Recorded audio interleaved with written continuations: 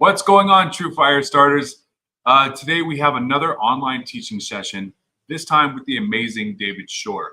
Before we get started though, I want you to keep an eye on those comments down there in the chat section. Let us know where you're tuning in from. And if you have any questions for David throughout the course of the night, I'll be keeping an eye on it so that we can have those answered along the way. Also, you'll notice down in the description of the YouTube video, you'll see a link to all of David Shorr's courses so that you can go take a look at those. And there's also a free PDF that Dave has been so kind as to share with you. But I'm sure all of you are done hearing from me. I am not the one that we've come to see here today, and that is the amazing David Shorr. Here we go. Hey, David, how are you doing? I'm doing good. Thanks for having me. Absolutely. So I'm going to go ahead and pass it off to you. I'll let you do your thing, and we will pop in with questions as needed. Okay, great. So initially, when I was talking to the good people at TrueFire about doing this, we were talking about doing sort of like essential elements of bebop. What are the things that make a bebop solo or a bebop guitar playing, writ large, what it is, right? And so those things we decided on talking about were arpeggios and sequencing, like playing sequences and patterns through chord changes, chromaticism, enclosures, half-step rules, all that sort of stuff, and then essential phrases. So that's going to be some of the things that I'm taking you guys through tonight. Of course, we may get turned on a tangent at some point if somebody's got a question about anything. If I'm ever going too quick, or you want me to go back and repeat something or demonstrate it again, just pop a comment in the chat, and Shane will let me know, and we'll take it back a little bit and do things as we need to. So I'll quit jibber jabbering and we will just jump right in. So here we go. So this is the document that I prepared for this evening. And if you haven't gotten this yet, you can go ahead and grab it. Like Shane said, there's a link down in the description of the stream. So I'm just going to take you through a handful of things first. If you follow any of my content here on YouTube, then you may be aware I just did a video about this exact sequence that's up on the screen right now. Some of these things have names. I've just called these ones like triadic sequences because they're based around triads. All we're doing here is approaching the fifth of each chord and then descending the triad. So, and it doesn't matter what triads these make. Again, we're thinking about, this is in C major, or what key am I in? Yeah, we're in C major. And when I think about playing in a key, I don't really need to be concerned with the fact that there is a C major triad, E minor. This is immaterial when we're playing through chord changes. As long as I land somewhere, for example, if I'm playing this over 2/5, as long as I land someplace that's correct, I can play any of this at any point. It just depends on how I choose to resolve it. So these things are great for like kickstarting lines or weaving into a longer phrase or a longer line that you're playing. So this one is taking us, like I said, approaching the fifth from a half step below and then descending down the triad. Trying to get the whole thing in frame for you guys, but I also want you to be able to see the demonstration down here as well. Here we go. This is what that sounds like.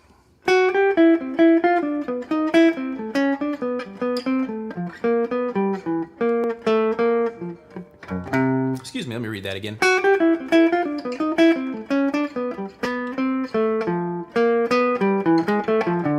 Then if we take the same thing up, we're going to do the exact same process. The triads are still going to go in reverse, but we're going to go up the scale each step rather than down. So this one says,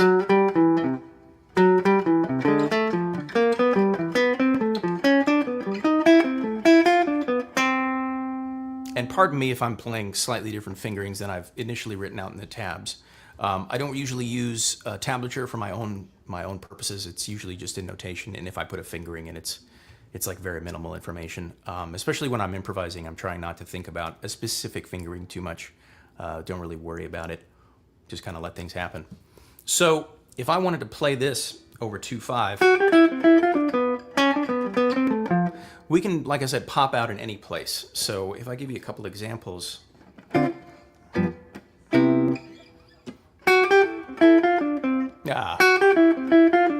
me think of one.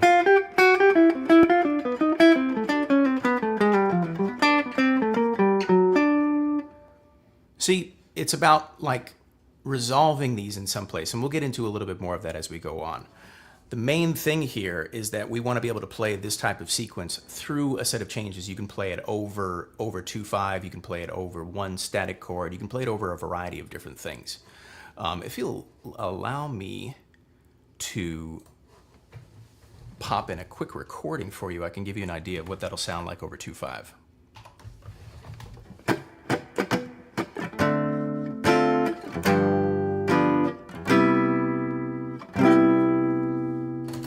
And now if we play that back for you.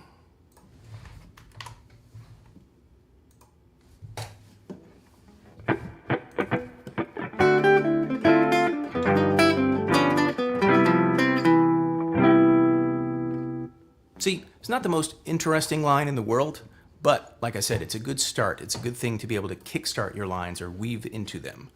Another one I really like to work out is a chromatic neighbor tone sequence. You'll hear guys like Dexter Gordon and Sonny Stitt do this one all the time. I'm trying to think of where I heard Dexter do it first. Probably on like Cheesecake off the recording Go, if you guys are familiar. It's a great, great album. One of my favorite tenor saxophone albums of all time. So this one, how did I finger this one? Let's see if I can do it the same way.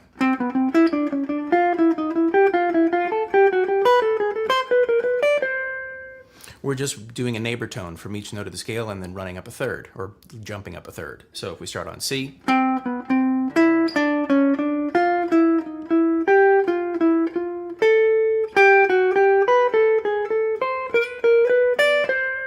and then in reverse, we do the exact same thing, but we're moving, the whole pattern down the opposite direction, rather than trying to mutate the whole thing and make it move in reverse, if that makes sense. So in the reverse, it'll go, excuse me.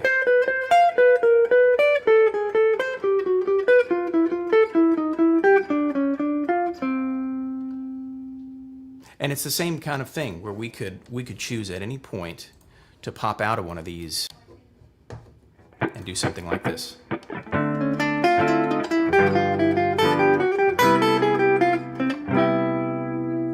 And just use it as a launch pad for longer lines over a variety of chord progressions. If you're practicing these, one of the first things I would do is once you have this in your fingers and you have it in your ears, the next thing I would do would be to, try it in a different scale quality. Try it in melodic minor, try it in harmonic minor. Change the harmony that you're applying it to. That sort of thing. This one is one of my all-time favorites. I learned this one sort of second, third hand via saxophone player Charles McPherson. I think I came across a video of him giving a saxophone lesson to somebody else, and they were talking about this. He called it tricky stacks, which I think is really cute, because apparently this is pretty tricky to do on the saxophone. It's basically the same as playing triads on the guitar. All these things are the same at the end of the day.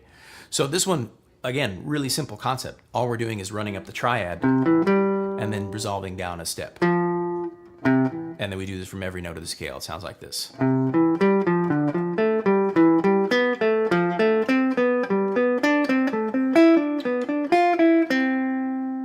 And I already think that's like just really pretty to play. It sounds really nice.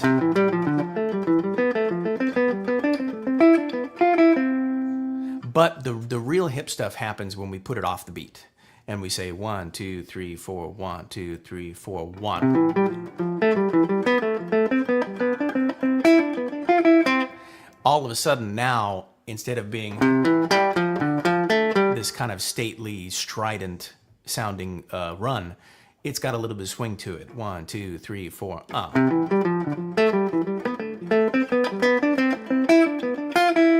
And then the same thing when we do it backwards, just like the other sequences, we're going to be playing the same structure, the same shape of the line, but we're moving down through the scale. So on the beat, it sounds like this. This is the second line of head letter C.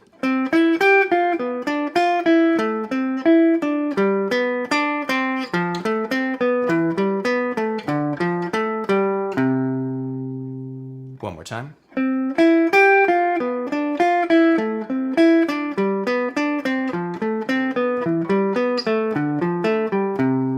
And then off the beat, 1, 2, 3, 4, 1.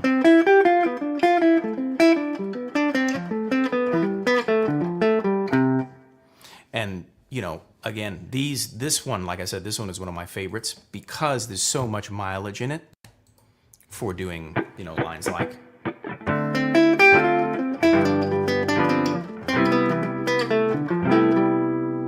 Even just playing it and nothing else, it already can create some nice sounds. But if we choose to pop out,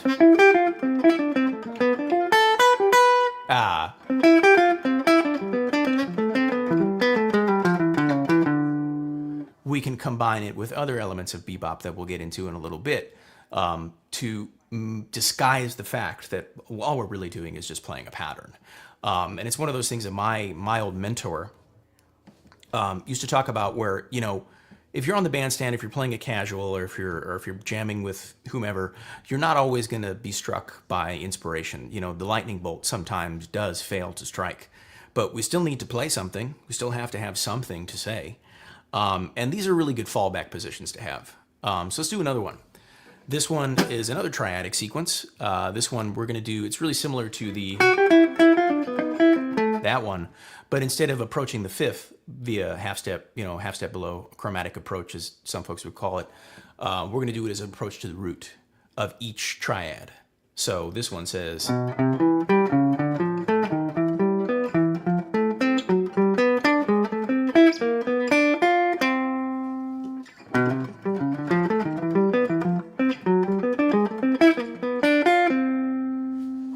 and then reversed. Let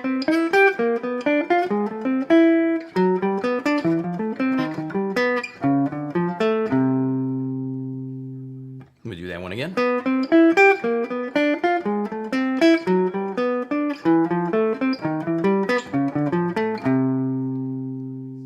And again, these ones they all can work the same way, and it does not matter when you're playing through chord changes. The notes in your lines don't always have to match up with the chords one to one. That's not to say that we need to ignore the changes. That's not what I'm saying at all. But the thing that used to confuse the heck out of me when I was a kid learning to play this stuff, or even as recently as like 10 years ago, I used to think, well, I need to make sure that the chord tones are the primary concern here. And that is true largely, but they really only need to be on the strong beats. They really only need to serve the function of voice leading. And if you don't know what that means, basically when we're voice leading, we're saying, you know, say 3, 6, 2, 5 in the key of C. You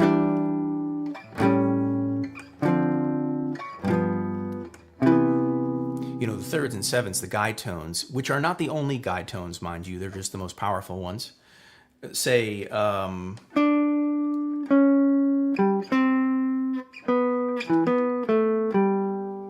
that describes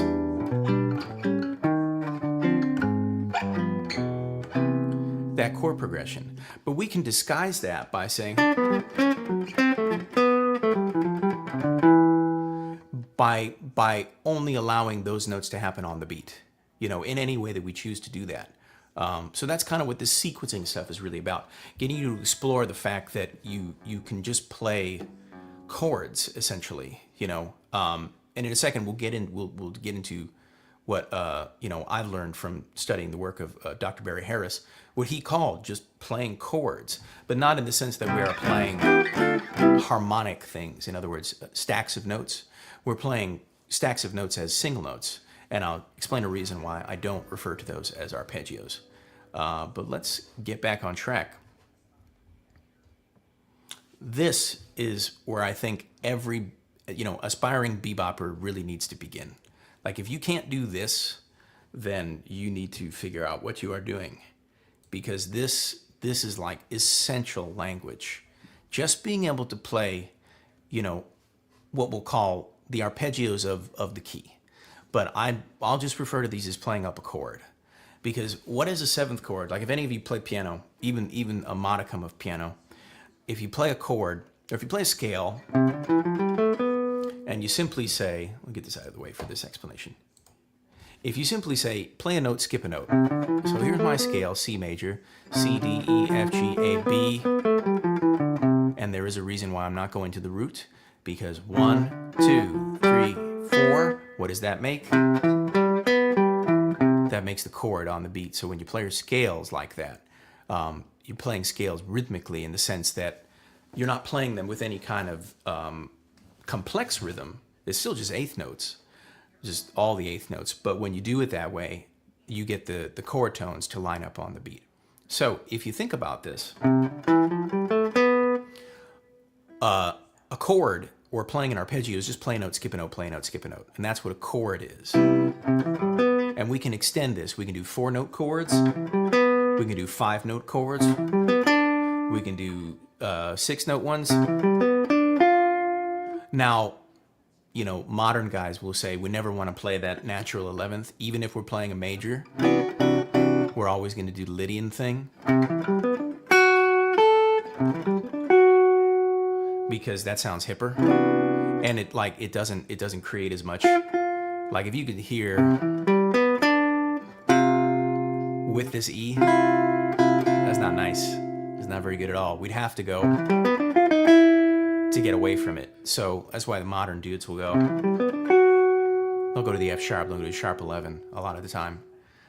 So that would be 1, 2, 3, 4, 5, 6-note chords, and we can go 7. 1, 2, 3, 4, 5, 6, 7 notes in the chord. And that's just play a note, skip a note, skip a note, play a note, skip a note, play a note, skip a note, play a note, skip a note, play a note with the Lydian note, that one. And so I do my level best to not refer to these as arpeggios, because to me, arpeggio just means this and then the inversions. Is only that. That's the arpeggio. Or it's some, you know, voicing. This kind of a thing. Think of like a piano doing like a cascade, or even a classical guitar doing some kind of chordal arpeggio that's like harmonic in nature. And if you're thinking single notes, then it's the inversions of this kind of thing. And that too is valuable to know. But you'll find, I think if you look at the bebop masters, like, and I'm talking about, you know, Charlie Parker, Sonny Stitt, mostly horn players, Dexter Gordon, all these dudes, Sonny Rollins, Diz, you'll find that they don't really do that a lot. There's a key element of bebop, which is, or a key, you can call it a rule. It's not a rule, but it's sort of just something that happens a lot. It's a pattern, right? And that is, we ascend via chords, arpeggios, and we descend with scales. Like almost every recording from, you know, Charlie Parker's entire library, which admittedly is not very large, but then all the beboppers that followed him, you'll hear this strategy a lot, especially with dudes like Sonny Stitt and Bud Powell. Up chords, arpeggios, right? And then down scales. That's usually the strategy. So that's why I call these things chords. And again, because it's immaterial what the chord is. I don't really care when I'm playing through changes. I don't care that this is a C major 7 or this is D minor. I know this, and it is important to know, but it doesn't matter in the context of playing lines. And I'll show you why in a little bit.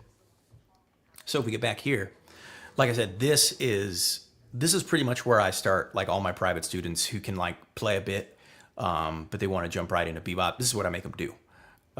Is playing all the chords in a key, and eventually all 12 keys, where we're playing 4-note stacks, and we're just going up the stack and then do the next one.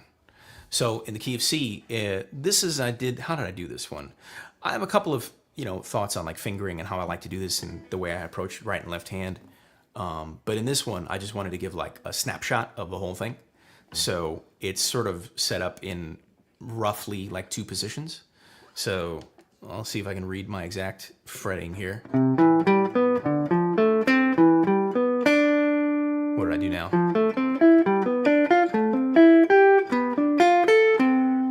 So I sort of got into my thing that I normally do at the end here, where I stayed all on one group of strings. This is what I really like to do. If I do an F major, you'll see what I mean. So here's F major.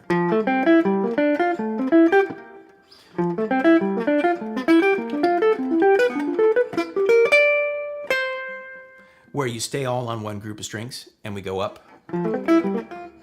Yeah. This kind of thing.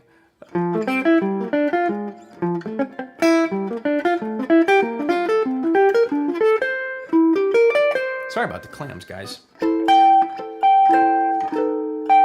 So the reason I do that is it's really easy for me to keep the articulation the same throughout. That's another big thing for me is articulation. Swing feel is not about duck, duck, duck, duck, duck. That's shuffle, dudes. That's wrong. Swing feel comes from accent, and I always go back to voice. I always go back to singing, because we can't do the things that horn players do when they are trying to get the sound. There's a thing that saxophone players do. It's called side tonguing or doodle tonguing or duden tonguing. There's a lot of different names for it. Basically, what it means is when they tongue a note, it means they're putting their tongue on the reed and stopping it fully, and then they take it all the way off to get the note to go bop like that. But they can put it partially on the reed and it goes like that, and it's kind of like a buzz, but it's like a muted note, but it's not as if we palm mute the note. It's like its own weird thing. And so they do this in like these different patterns to get this sound that's do ba ba do ba ba do ba do da do da do da da. And if you sing that to yourself as a guitar player, if you articulate that do ba do ba do ba do ba da, the accent on the downbeat is critical when we're going up. And I do this via sweeping. Oh, excuse me, the accent on the upbeat. Da, da.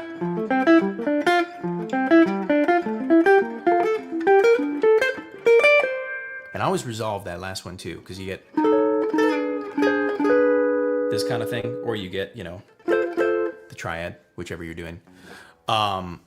So I do that via sweeping because it gets me the most consistent result. If I'm doing it the way that I've written in this document, which is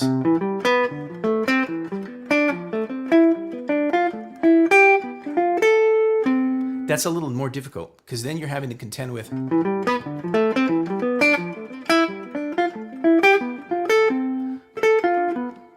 deal with changing direction, and that messes with the articulation pattern.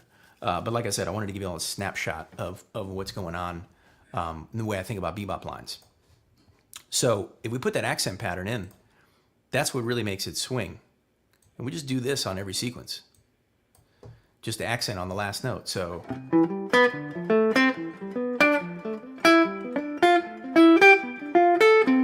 then if we descend, it's just a similar thing. Just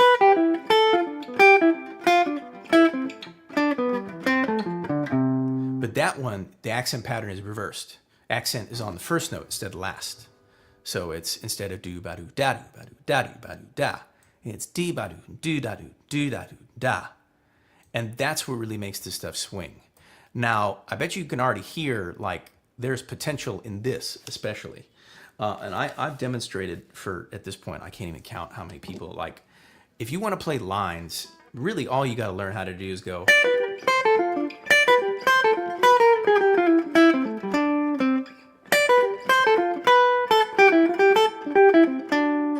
It's a lot of that, just going down chords.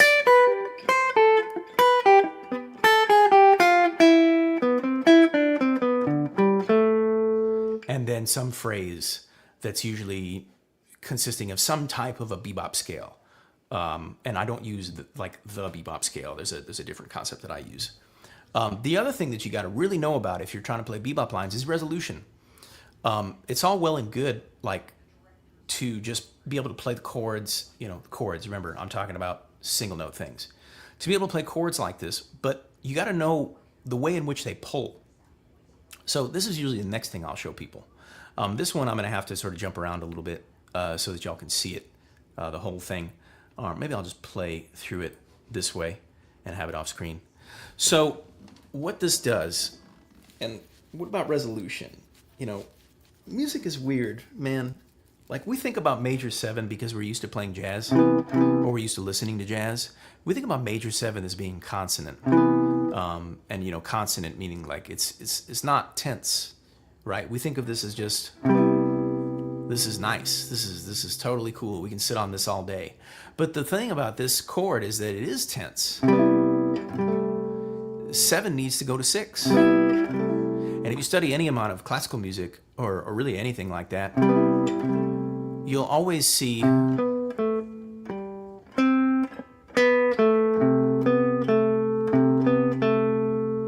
that usually happens. 7 resolves to 6. 6 goes to 5. 4 goes to 3. 2 goes to 1. Or 2 goes to 3. And so these are things that we want to play with and learn to hear. And I do mean hear. Just because we play the guitar doesn't mean we can't sing this stuff. And have it in our mind's ear. Your head voice, right? That's really helpful. So this next exercise at letter F is one of the next things I usually give students, which is go up the chord and resolve down a step. And then we do a pivot. Now, if you've never heard of a pivot before, this is what a pivot is. We go up the arpeggio, we go up the chord. But instead of starting down here, we're going to move this first note up an octave. And then we're going to play the rest of the chord the same. And that's another real key bebop element, like these pivot arpeggios, pivot chords. If you know how to pivot, Barry Harris once said, if you know how to pivot, you'll never run out. And I think there's a lot in there. What he was talking about was probably you're never going to run out of ideas.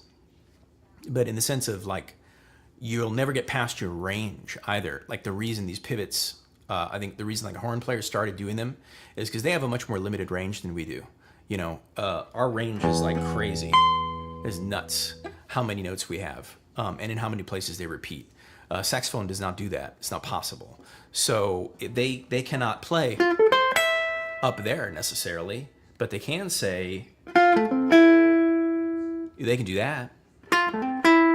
And essentially it gets them to the same place. So arpeggio, chord, pivot. But we're going to do that resolution from each one of these. So we're going to go every note in the scale. We're going to run up the chord, and that's just running up in thirds in the scale, in the key. In this case is C major.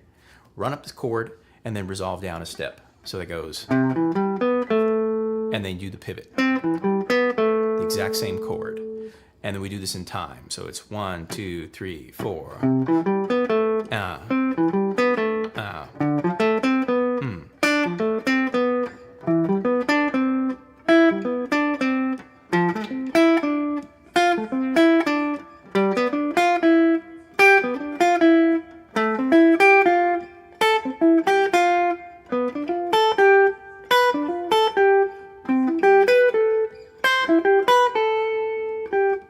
And again, excuse me if I'm playing different fingerings than I wrote on the tablature.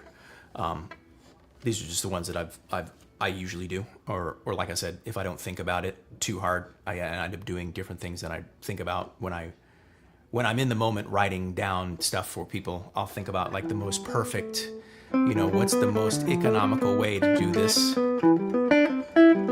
But then when I go to play, I'm relying on muscle memory or just not really thinking about it too much. I just play the thing that I know to play. So don't worry too much about that. Eventually, ideally, you'll get to a point where you can just spit these things out. You don't really need to think about it either. So that's that exercise. That right there, even just being able to do that will get you a long, long, long way to playing decent bebop. If we let's see if we can take a tune. I think I've got How High the Moon in here. I hope you all know that tune. Yeah, we do. Let's slow that down a little bit so we can get a good demonstration here.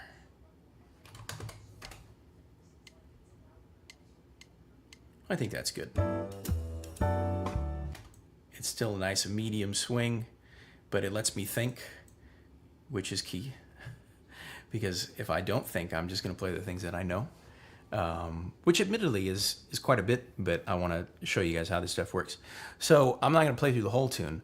And if you don't know How High the Moon, chord changes for this one are pretty simple. We'll probably just go through the first 8 bars or so, which is great. G major, goes to G minor, goes to F major. Then we do an F minor, or excuse me, yeah, F minor, goes to B flat, E flat major. So the tune is.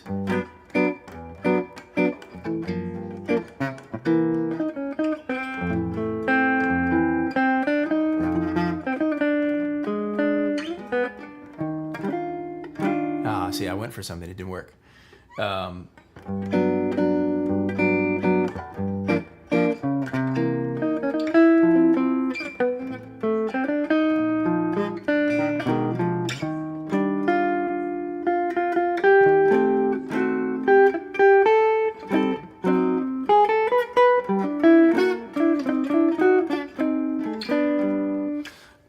And that's like the first A section.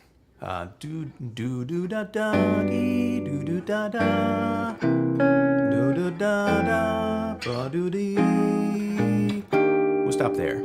So what I'm going to do, a couple of things. I'm just going to play like really simple 2-bar phrases, or like two beat phrases, really, like two beats and 1/4. Always thinking about resolution. So when I say 2 beats, I'm always thinking dee ba do dee da. 1 and 2 and 3 landing on the beat being the strong beat. And I'll do some of these things that we've been talking about, and then we'll go on to some chromaticism. So over G major, we can do things like this.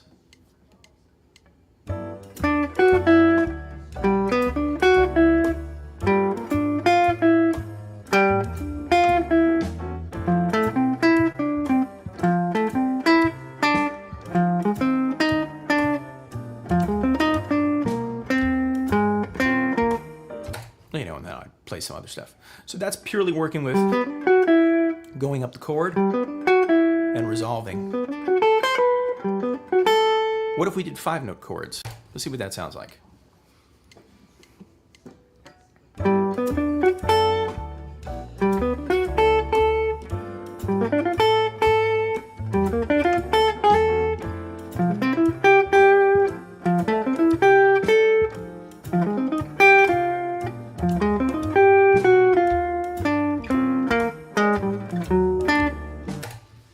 And then, you know, we're off into Bebop land.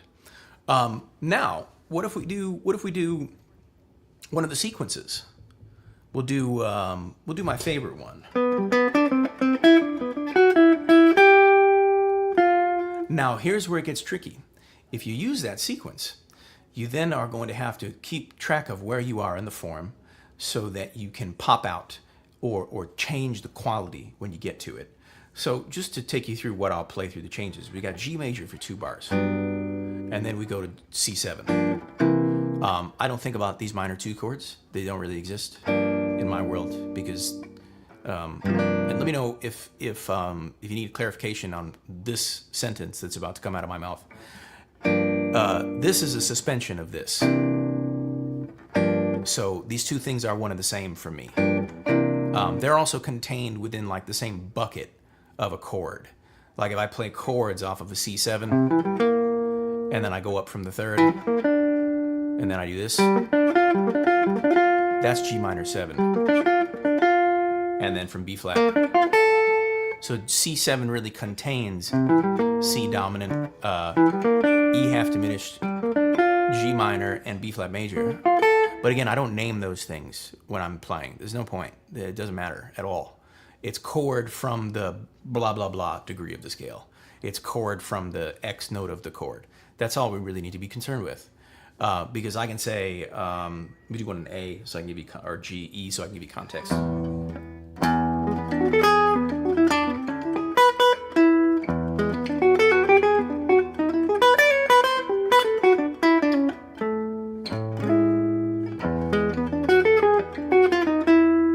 You see, chord off the 3rd, chord off the 5th is.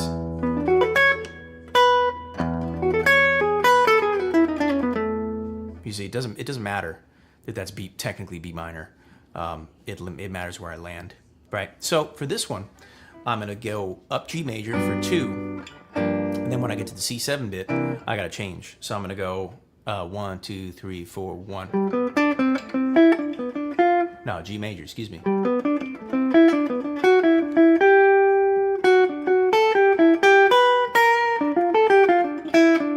And then I'll play some bebop to get myself into C. Let's see what that does.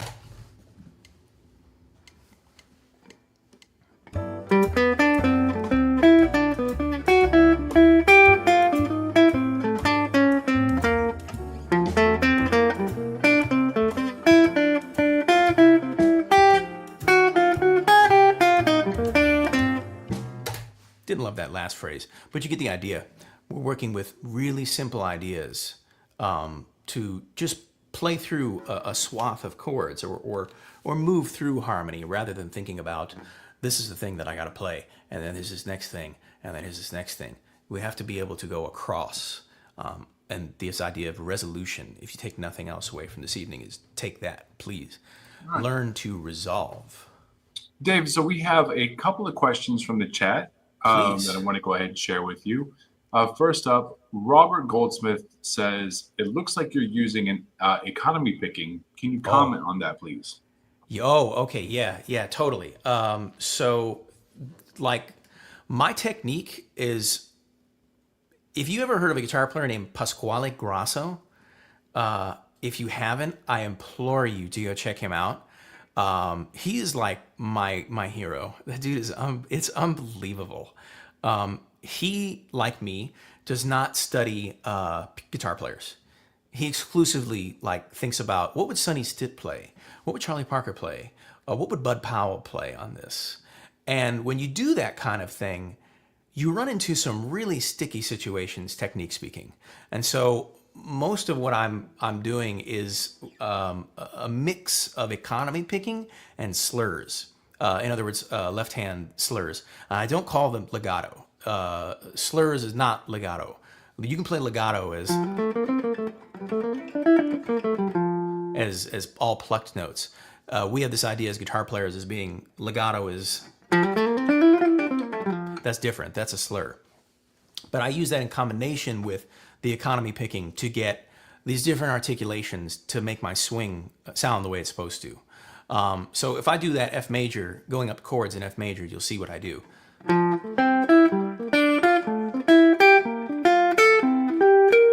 It's all sweeping until the last note.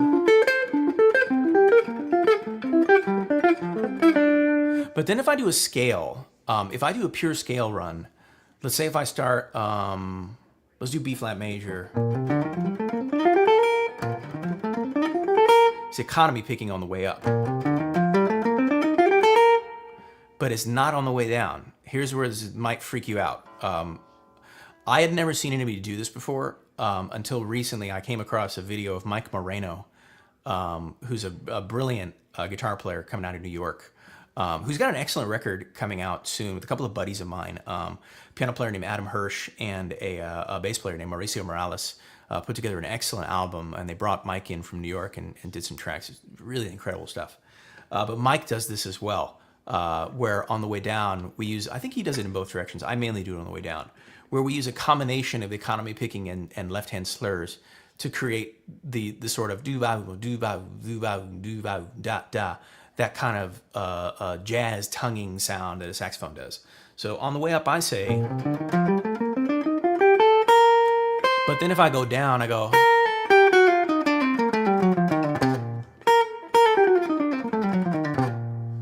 and that you'll hear is it's most of the time when I started working this out, it was the last note on every string. No matter what I'm doing, I try to slur the last note on every string.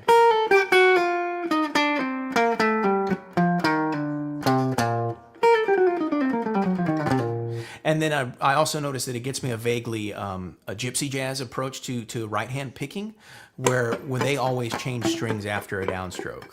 I'm not that freakish about it. It feels really weird to do that, but I do tend to get that. See, I go, and the slur allows me to do another down pick.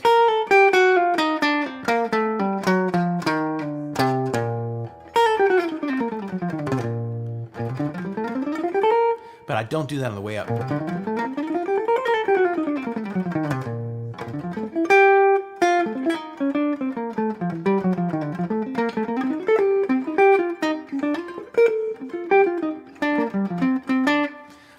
So if I just play,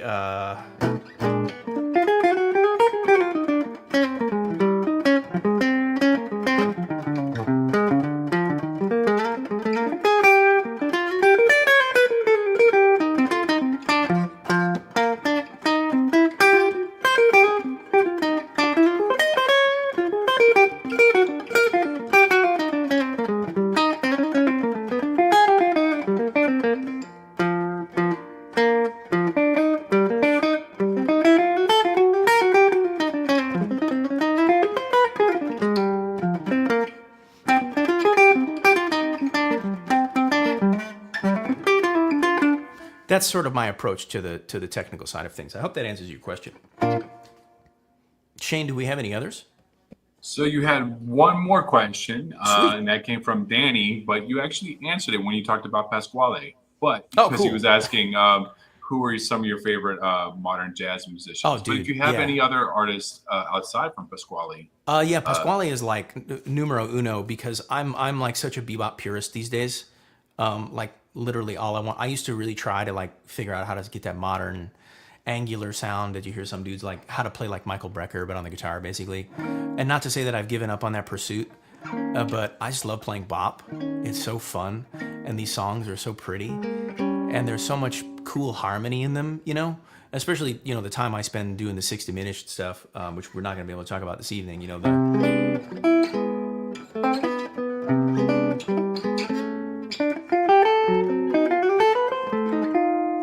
this sort of movement. I think that stuff is really pretty. And so that's why Pasquale, number one for sure. But I'm also a really big fan of Adam Rogers. He's great. Also, masterful technical approach.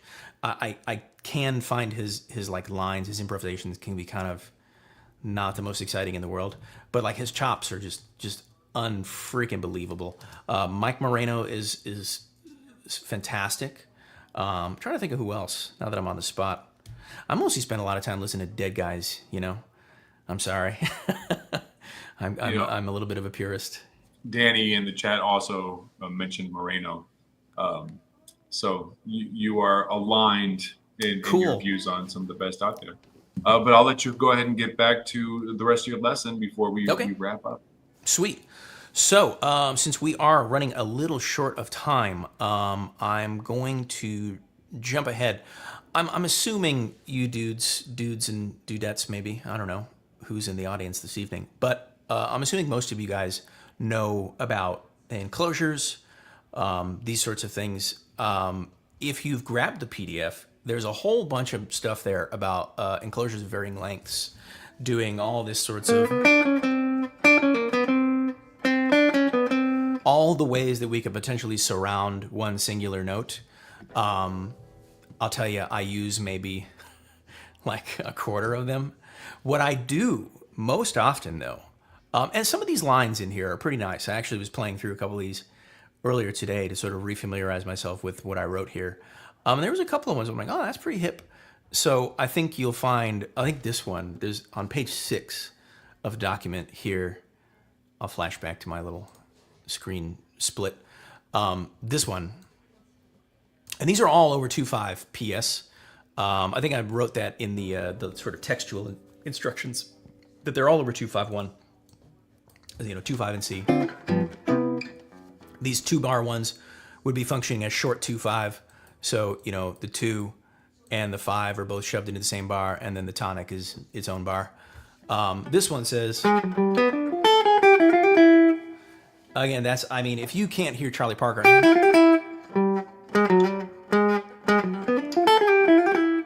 that's 100%, you know, I'm just thinking about, and we look at the structure of it, look at this. Enclosure around 5, I go up the chord, 5-note chord, but I'm really thinking about, this is the chord to me, and I'm sorry if you guys, some of you guys can't read music. G, B, D, F is just a chord, right? I'm going up 5. See, I don't even care about D minor at all. I'm just playing G7. And then I use 1/2 step to get down. And some of you will think, okay, bebop scale. I think about it a little differently. I'll try to get into some of that in just a sec. And then I play some sort of finishing line that's C. If I'm trying to be really succinct like this and play something that is just 2 bars. The next one I think is similar. You know, just the enclosure, but in reverse from the way you saw it the previous time. Same thing, works over 2.5.1. There's a ton of these. Let's see here.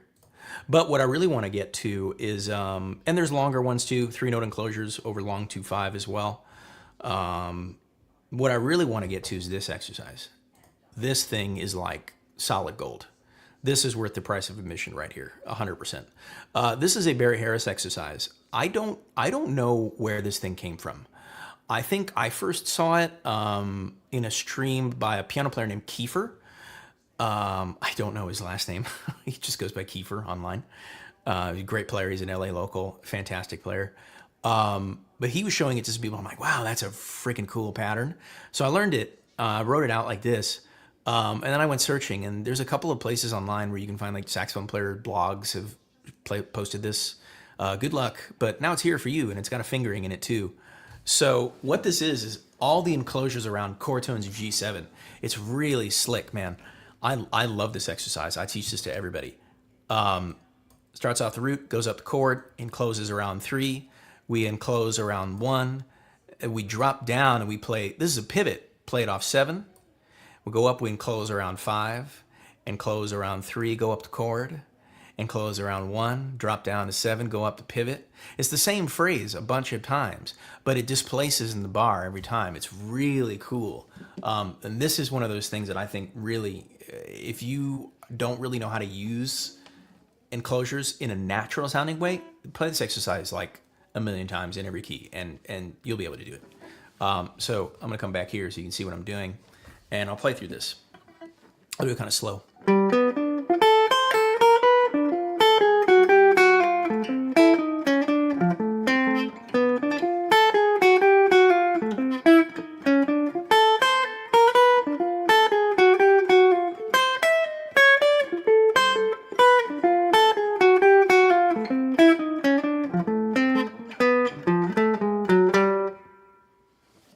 And now, if I can burn this.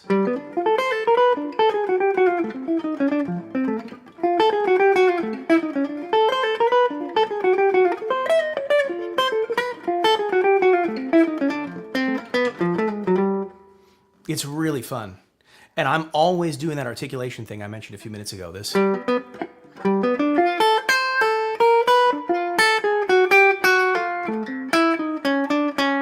That kind of stuff, 100%. And I also do it with the pick, the right hand, to get those variances in pick attack. Again, I'm always thinking of trying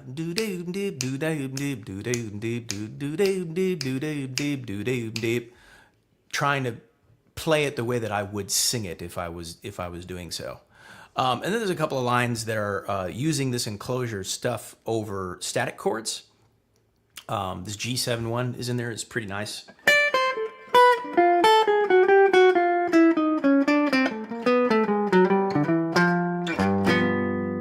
That's a classic. Like you'll hear, man, what's that? West Montgomery, Unit 7. I don't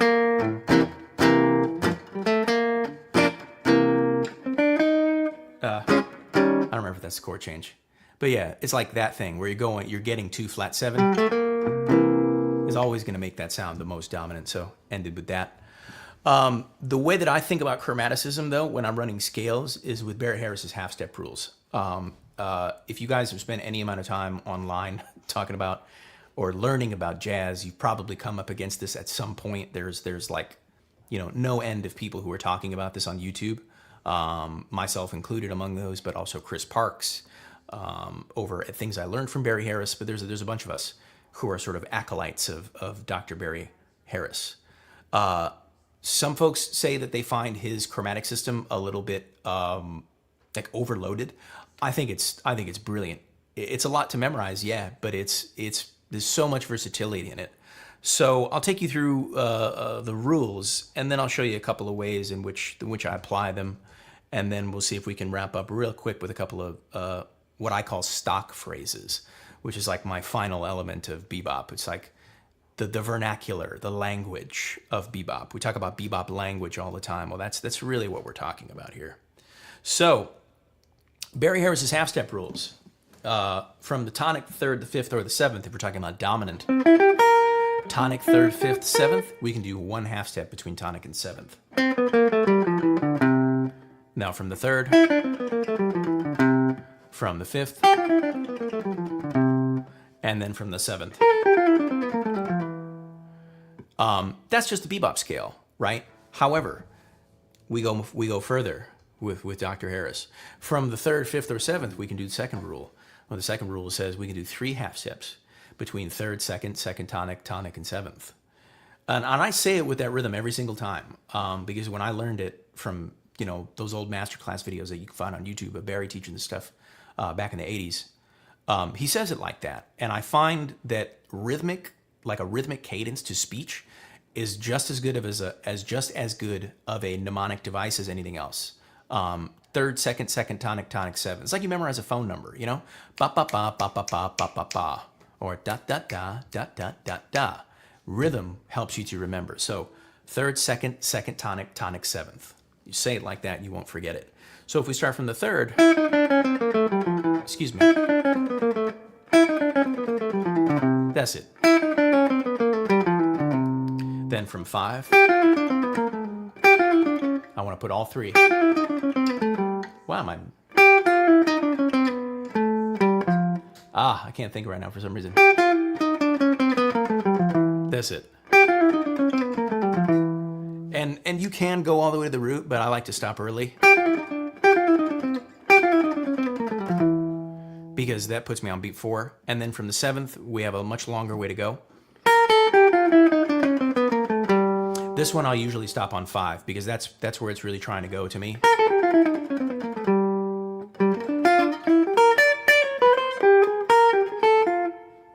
And that's kind of why, because 5 sets you up to resolve. So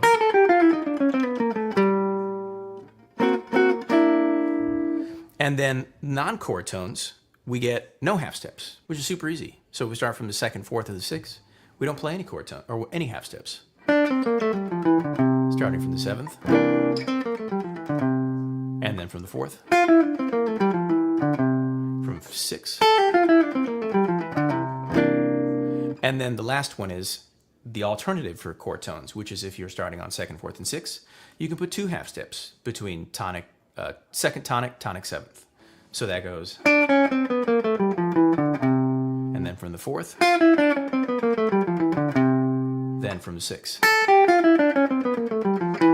And that one I end early too, because for some reason, starting from 6,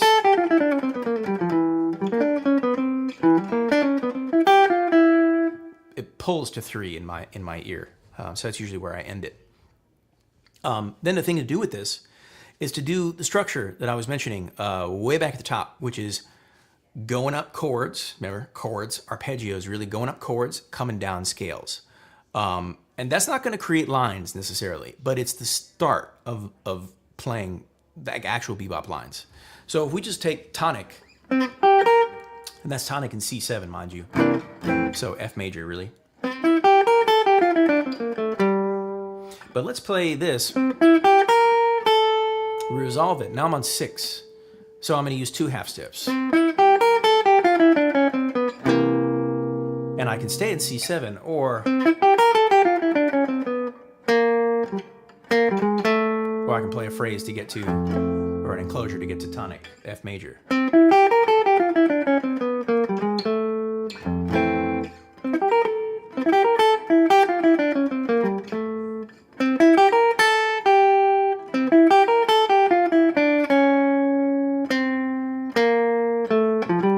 That's another one.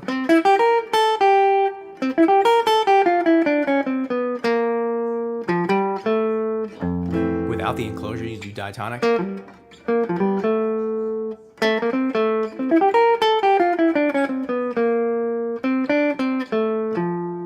Anything at the end there. Doesn't really matter. It's just practicing the structure, going up a chord, coming down a scale. Coming down a scale.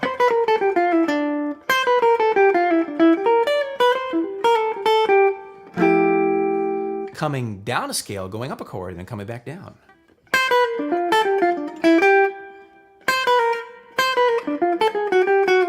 What did I play? That was a good one.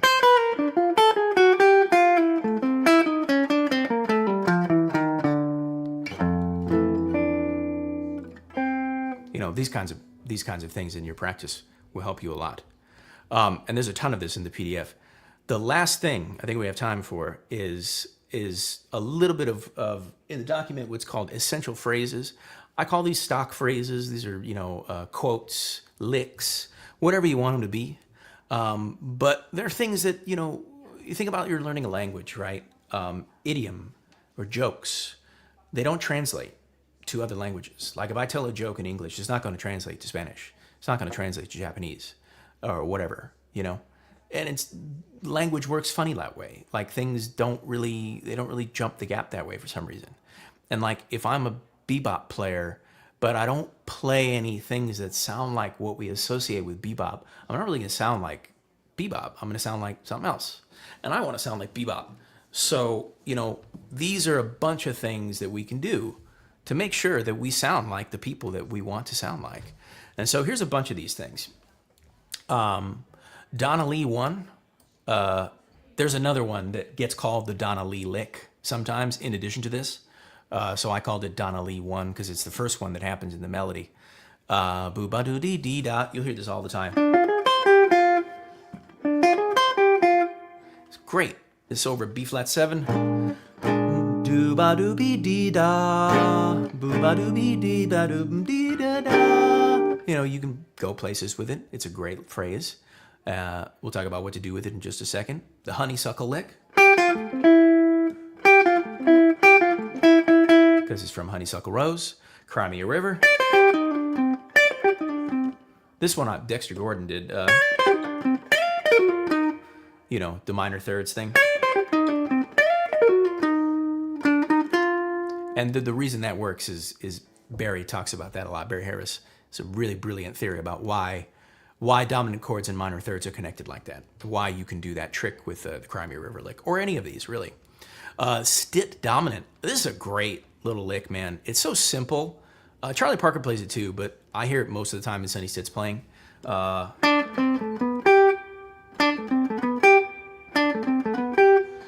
Dee-ba-dee-ba-doo-da. And I always do this, guys.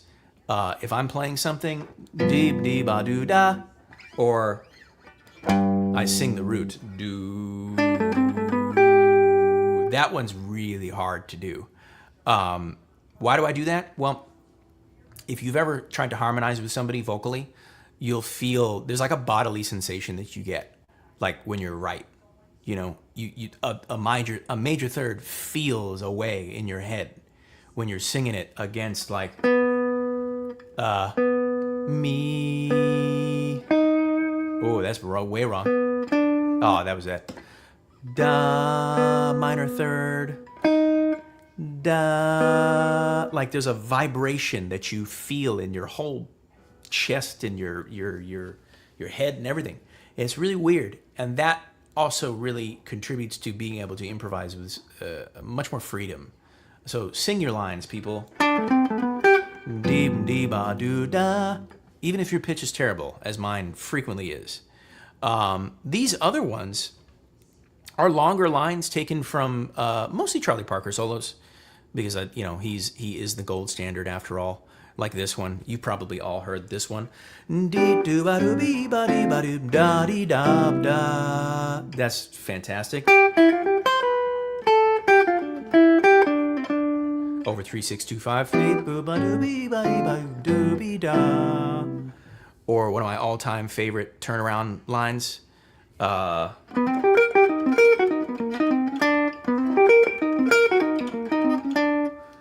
Great. This is such a great phrase, man. Playing that over C minor, F.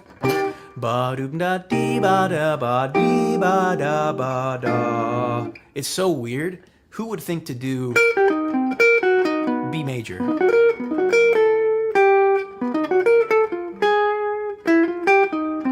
It's such a weird thing, but it's voice leading. It's really pretty. So what I would encourage you to do with these is to take bits out of them, to take little bites out of these phrases, and to see how you can weave them into the other things that we've been doing. Like if I play a little bit, I'll try to work some of these in, and you'll see what I mean. I hope we'll do some How High, and maybe I'll try to play Donna Lee.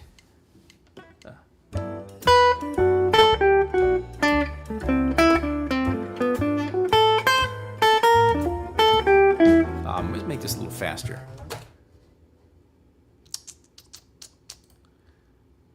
Let's make this faster. How about this? There we go.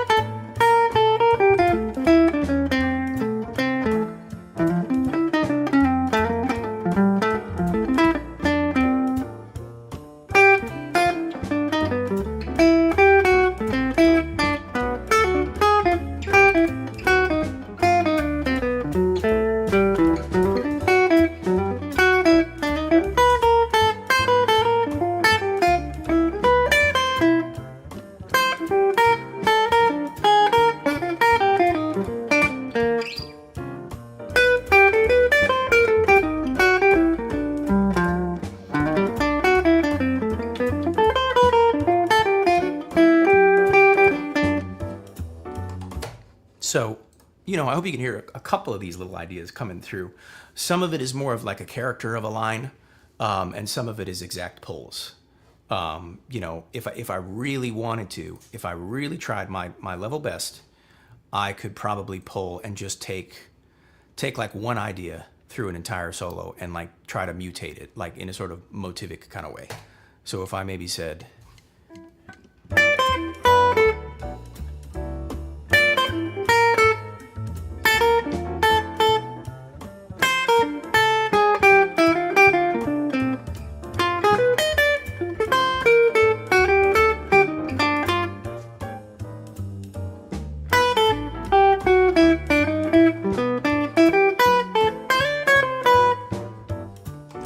and that always will lead me other places where I want to go. So Shane, I thought I saw you pop in there for a second. Yeah, I was just going to say that Robert in the chat here says that this is the best TrueFire live stream that he's been to. He says, "Hooray! Thanks, Robert. Been a fantastic 1 hour lesson." And before we go, we also wanted to talk a bit about your courses. Another comment was, which of your courses on TrueFire actually continue This on stuff, and touch on? Bebop Blues, yeah. That one, there's some of this in there. That one, it touches on a little bit of these concepts, but I think when did we do that one? Like a couple of years ago at this point. So like my methodology around like teaching this to people and like how to express the things that I'm doing. I've been playing the guitar for like 20, 25, 26 years, somewhere around there. And the whole time I've been thinking about jazz and learning to play jazz and then learning to teach it to other people. You're always sort of developing how to do that. Improvisation is one of the most difficult things to teach.